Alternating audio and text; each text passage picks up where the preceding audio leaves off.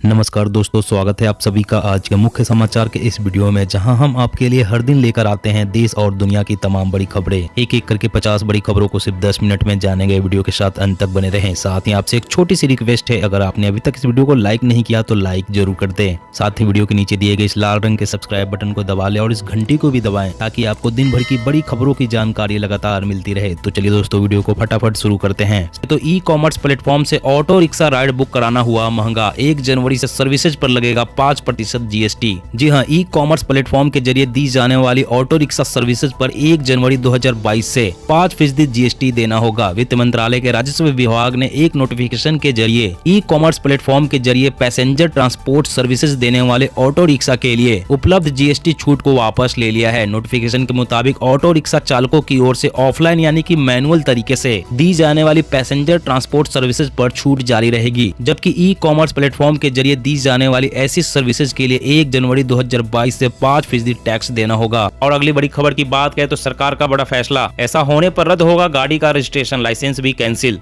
जी हां, बिहार की नीतीश सरकार ने बड़ा फैसला लिया है। सरकार ने यह फैसला सड़क हादसों पर लगाम लगाने के मकसद से लिया है। बिहार में अब सड़क हादसे में दोषी वाहनों का रजिस्ट्रेशन रद्द किया जाएगा। इसके अलावा चालक का लाइसेंस भी रद्द किया जाएगा। परिवहन सचिव की तरफ से यह निर्णय लिया गया है। बिहार सरकार ऑटो और बस में ओवरलोडिंग पर एक विशेष अभियान भी चलाने की तैयारी कर रही है। जिलों में हेलमेट, सीट बेल्ट के साथ साथ फिटनेस जाँच अभियान में भी तेजी लाने के आदेश दिए गए हैं। इससे राज्य में हादसों पर काफी हद तक लगाम लगेगी। दोस्तों, ट्रैफिक को लेकर ऐसे नियम पूरे देश में लागू होने चाहिए या नहीं, नीचे कमेंट में जरूर बताएं। और अगली बड़ी खबर की बात करें तो बिहार में नहीं बेच सकेंगे प्लास्टिक से बने कप, प्लेट, ग्लास जैसे प्रोडक्ट्स। भंडारण परिवहन पर होगी कार्रवाई। जी हां, प्लास्टिक और थर्मोकोल से बने सामान पर अब बिहार में पूरी तरह से पाबंदी लगेगी। इसको लेकर पर्यावरण, वन एवं जलवायु परिवर्तन विभाग ने सभी जिला अधिकारियों को निर्देश भी जारी कर दिए हैं। विभाग के आदेश के मुताबिक अब राज्य में सिंगल यूज वाले प्लास्टिक से बने कप, प्लेट, ग्लास, कटोरी, कांटा, चम्मच, स्ट्रॉ, प्लास्टिक परत वाले कागज के प्लेट समेत सभी सिंगल यूज वाले प्लास्टिक प्रोडक्ट्स के निर्माण, आयात, भंडारण, परिवहन, वितरण और विक्रय पर रोक लग जाएगी। पर्यावरण एवं वन विभाग ने साफ चेतावनी दी है कि इसका उल्लंघन करने वालों पर आर्थिक दंड के साथ ही सख्त कार्रवाई की जाएगी। और अगली बड़ी खबर की बात करें तो देश के दुश्मनों की खैर नहीं, स्वदेशी तकनीक से सीमाओं पर नजर। डीआरडीओ ने तैयार किया एंटी ड्रोन। जी हां, देश की तरफ नजर उठाकर देखने वाले दुश्मनों पर पैनी नजर रखने के लिए भारत ने स्वदेशी एंटी ड्रोन तकनीक विकसित कर लिया है।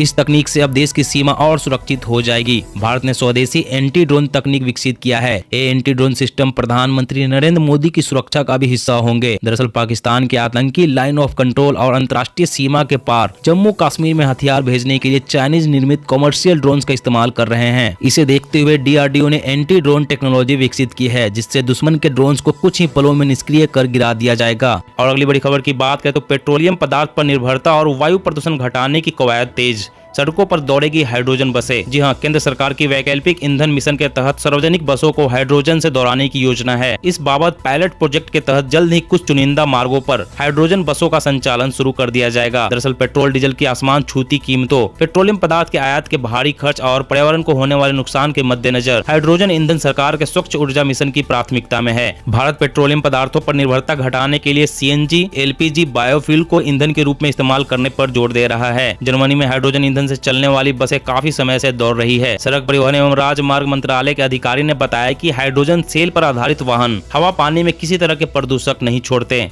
और अगली बड़ी खबर की बात करें तो बच्चों की सेहत बनाने को चीन ने बनाया कड़ा नियम। सप्ताह में 3 घंटे ही खेल सकेंगे ऑनलाइन गेम। जी हां, घर बैठे बैठे ऑनलाइन गेम खेलने की लत से बच्चों की सेहत ना खराब हो, इसके लिए चीन ने गाइडलाइंस तय कर दी है। अब देश में बच्चे एक सप्ताह में 3 घंटे ही ऑनलाइन गेम्स खेल सकेंगे। यह नियम 18 साल से कम आयु के लिए बनाया गया है। सरकार का कहना है कि बच्चों की शारीरिक और मानसिक सेहत को सही रखने के लिए कदम उठाया गया है। चीन की सरकारी न्यूज एजेंसी सिन्हुआ की रिपोर्ट के मुताबिक ऑनलाइन गेम्स कंपनियां अब बच्चों को सिर्फ शुक्रवार, शनिवार और रविवार को ही 1-1 घंटे के लिए ऑनलाइन गेम की सुविधा दे सकेंगे। दोस्तों, ऐसे नियम भारत में भी लागू होने चाहिए या नहीं, नीचे कमेंट करके अपनी राय जरूर दें। और अगली बड़ी खबर की बात करें तो सावधान, कोरोना का सबसे ज्यादा म्यूटेशन वाला नया वेरिएंट मिला। डब्ल्यूएचओ ने बुलाई इमरजेंसी मीटिंग, भारत में भी अलर्ट। जी हां दोस्तों, दुनिया के कुछ देशों में कोरोना वायरस का नया वेरिएंट सामने आया है, जिसे देखते हुए स्वास्थ्य मंत्रालय ने सभी राज्यों और केंद्र शासित प्रदेशों को सतर्क रहने की हिदायत दी है। विदेश में कोरोना के नए वेरिएंट के मिलने के बाद मंत्रालय ने अलर्ट जारी किया है। नया वेरिएंट दक्षिण अफ्रीका में मिला है। इसके भी कई देशों में इसके मामले सामने आए हैं। मंत्रालय ने कहा कि विदेशों से आने वाले लोगों की टेस्टिंग जरूर की जाए और अगर उनमें कोई ट्रेवलर पॉजिटिव निकल रहा है है तो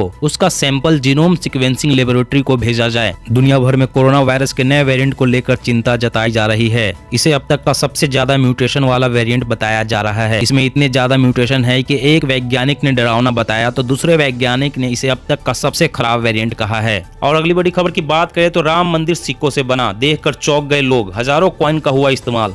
जी हां, राम मंदिर निर्माण का कार्य अयोध्या में तेजी से किया जा रहा है, लेकिन इस भव्य मंदिर के तैयार होने में कम से कम 3.5 साल का वक्त लगेगा। इस बीच कर्नाटक की राजधानी बेंगलुरु से एक नया नजारा सामने आया है। यहाँ पर बेंगलुरु के एक संगठन ने राम मंदिर का स्ट्रक्चर तैयार किया है, जो कि एक बेहद अनोखा है। दरअसल यह स्ट्रक्चर सिक्कों का इस्तेमाल करके तैयार किया गया है। जी हाँ, 1 और 5 रुपए के सिक्कों से एक बड़ा सा राम मंदिर का स्ट्रक्चर बना दिया गया है, जिसे देख लोग अचंभित है और संगठन की काफी तारीफ भी कर रहे हैं। बताया जा रहा है कि इस स्ट्रक्चर को बनाने में कुल 60,000 सिक्कों का इस्तेमाल हुआ है। दोस्तों, अगर आप भी राम मंदिर के निर्माण से खुश हैं तो कमेंट में जय श्री राम जरूर लिखें। और अगली बड़ी खबर की बात करें तो 5G सेवाएं लागू करने में आ रही अड़चनें जल्द होगी दूर। सरकार ने बनाई टास्क फोर्स, सभी तरह के रुकावटों को 3 महीने में करेगी दूर। जी हां, देश में 5G सेवाएं जल्दी से पहुंचे, इसके लिए सरकार ने टास्क फोर्स बनाने का फैसला किया है। टास्क फोर्स 5G नेटवर्क लगाने, 5G इकोसिस्टम बनाने में आने वाली बाधाओं को हटाने के लिए 3 महीने के अंदर अपनी रिपोर्ट देगी, जिसके लिए टास्क फोर्स सभी स्टेक होल्डर्स के साथ बैठक करेगी। अभी टेलीकॉम कंपनियां 5G ट्रायल कर रही है।